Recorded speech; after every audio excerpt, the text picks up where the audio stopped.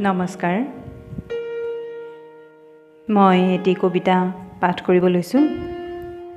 কবিতাৰ শিৰোনাম উপেক্ষা।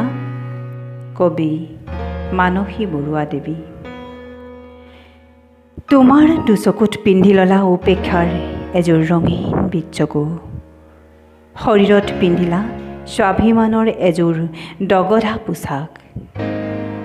তুমি হয়তো ভাবিছা তোমাৰ এই নতুন বেশভূষাত মোৰ বাবে তুমি অচিন হৈ ৰবা। ক্ষন্তেক সময়ৰ বাবে হয়তো সেয়ে হ'ব। মোৰ ওঠত ফুটি নুঠে আশ্চৰ্যৰ অকণো অভিব্যক্তি। তুমি মোৰ কাষেৰেই পাৰ হৈ যাবা। ক্ষন্তেক আগুৱাই গৈ তুমি মোলৈ আঁতৰৰ পৰা ঘূৰি চাবা মই নেদেখাকৈ। মোৰ বাটটো সৰল। মই নিপিন্ধো স্বাভিমানৰ দগধা পোছাক। সেইবাবে মোৰ দৃষ্টি সদায় সৰল ৰেখাত। সময়ৰ নৈখন বৈ যাব বহু দূৰলৈ, লগতে তুমিও।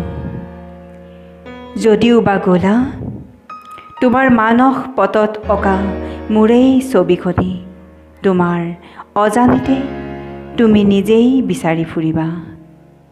আৰু মই গৈ থাকিম এডাল সৰল ৰেখাৰে, কাৰণ তোমাৰ হৃদয়ৰ ৰঙেৰে মই যে হেঙুল বুলীয়া।